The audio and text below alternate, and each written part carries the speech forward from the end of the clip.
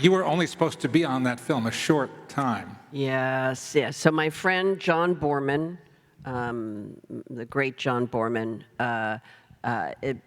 asked me to be in the movie. He and I met when we were on the jury at the Cannes Film Festival together. We became friends, odd pairing, obviously family friends, you know, we traveled together. And the movie was shot in Panama, 2 weeks, and then in Dublin for the rest of it. And my part, Jeffrey Rush's wife, Louisa, was only in the movie a small bit, and I had quite a bit of time in Panama, and then just a brief couple scenes, interiors in Dublin. And you may have remembered this, but Pierce Brosnan's child was in a terrible car accident. One of his children was in a car accident where a car went over a cliff. And his son was in, you know, obviously critical condition, and it was unclear if he was going to survive.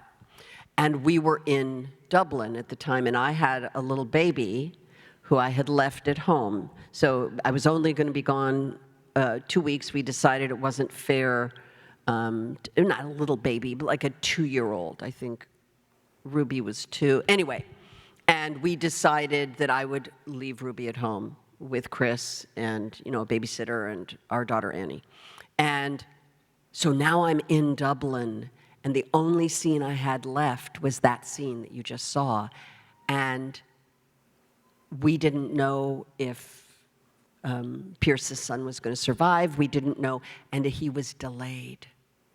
And now I've been away from my family for now it's an extra week. Now it's another extra week. And it was one of the most difficult times for me, being away from my family and not, you know, obviously worrying about Pierce and his family. Anyway, and so that day that you just saw, I was like, Pierce came, I think Pierce literally got off the airplane, came straight to the set.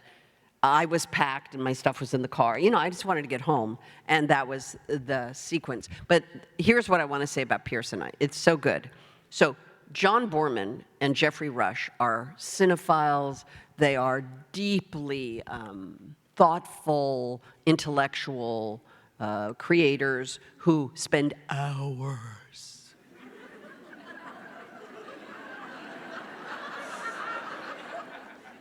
talking.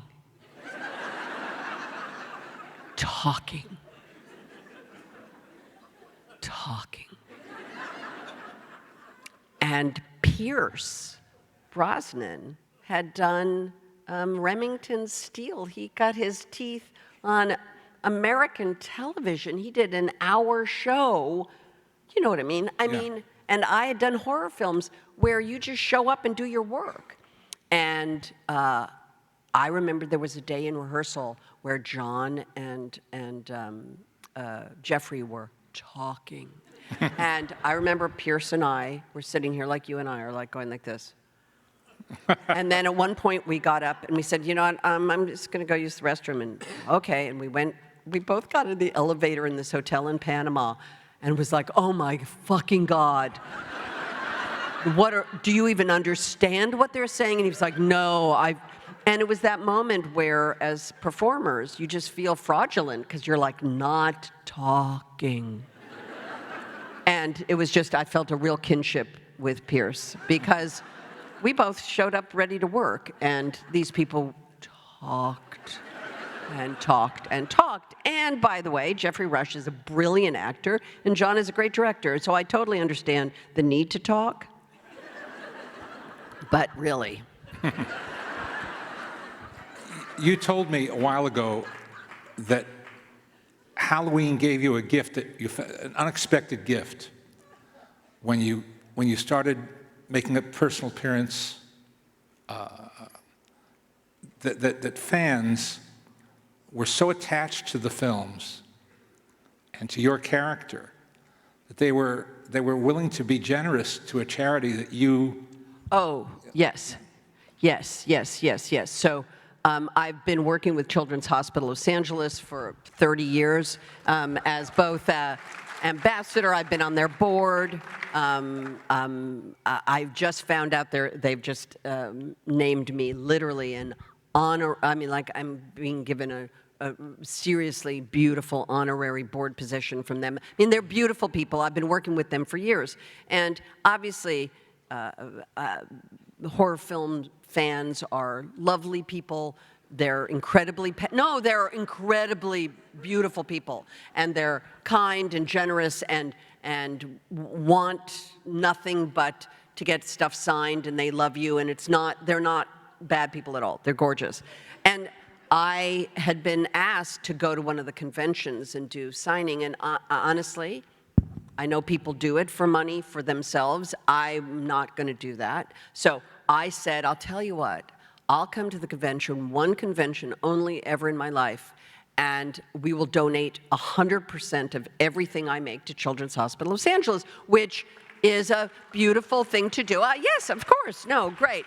And these people effing showed up. 3 days in Indianapolis, I flew home with a suitcase with $300,000 in cash for the hospital, because these personal appearances, they pay you cash for their pictures, and we just had this big, I mean, I'm telling you, I flew home with cash. But it was... And it gave you a different picture of your fan. Well, they're just loving and kind and beautiful people, and they wanted to support, you know, Children's Hospital, Yeah. and they've been very generous. That's lovely. Yeah. Yeah.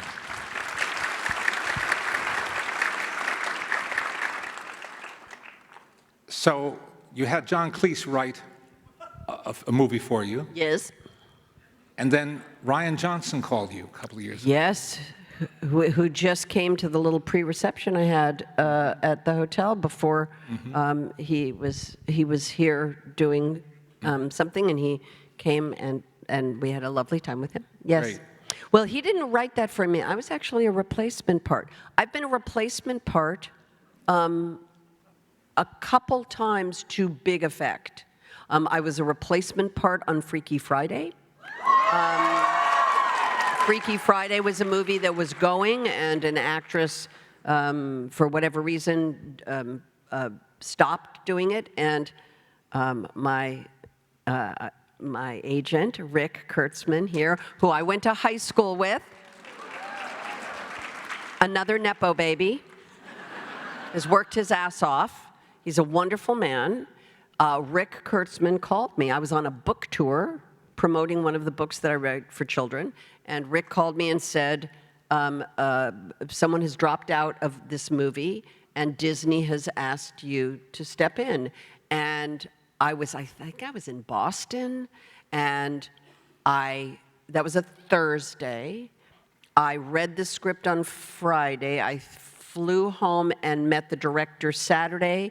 Sean James dyed my hair red Sunday, and I was working Monday. And that was a movie that literally was, I had both at home, a 5-year-old and a 15-year-old. And I was playing a 15-year-old with another child. Like, my life was, it was insane. Let me just say this, it was insane. To go from nothing to a job where I'm, you know, playing both a 45-year-old woman and a 15-year-old every day. It was insane, but it was beautiful. And I was a replacement part. I don't think, I was not the original intent for Ryan. I think there was another actress that he had hoped would do it, but she didn't. And again, my agent, Rick Kurtzman, called me, as he has many times to my great benefit, including the last movie, which we will discuss.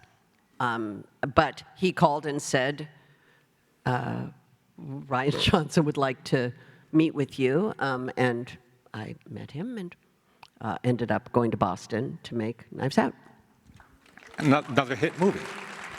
Big hit movie. Yeah. Big hit movie.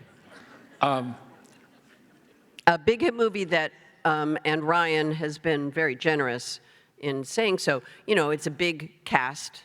These movies have big casts, and clearly, you know, over the time of the promotion of the film, I'm a enthusiastic supporter of the movies I'm in. Some might say insanely enthusiastic. Some might say just I'm a crazy person because I invented Instagram, and therefore I am a. You're like laughing. See, you're just chuckling.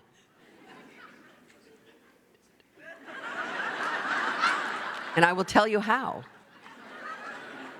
I am a photographer, and I take photographs all the time. And when the iPhone came out, the iPhone, you could take really good pictures. And so I gathered about 30 photographer friends of mine, and I said to them, I'm going to start something called, and yes, you're going to record this, and you're going to go home, and you're going to look it up, and you're going to be in shock. I said, I've started something on a blog spot. It's called iPhonies, iPhone Photographers Sharing Their Vision, and it's iPhoneys.blogspot.com. And we uploaded 5 years of pictures until Instagram started 5 years later, and we all joined. And all of those pictures are still up on iPhonies, iPhone photographers sharing their vision.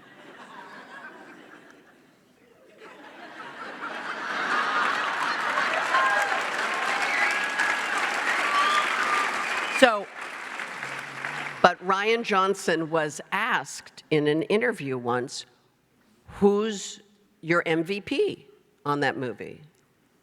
And Ryan Johnson said, Jamie.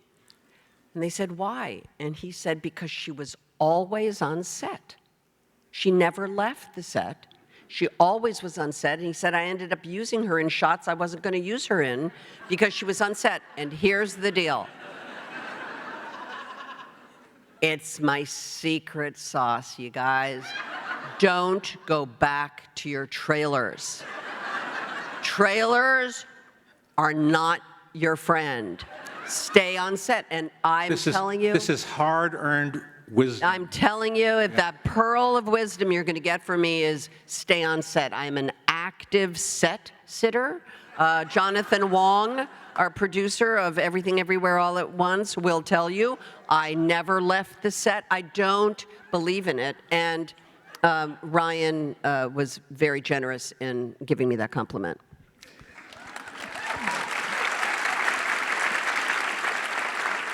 Chris Evans went back to his trailer. But you know what? He was just looking at pictures of himself in that sweater. I think he was just trying to see how the sweater looked. Did you ever see the picture of Chris and his dog in the sweater? Chris has a sweater for his dog, and then he's wearing the sweater. I mean, Chris is so delicious. I'm joking about him going to his trailer. He is not that guy. He's not. He's not. He's not. He's not.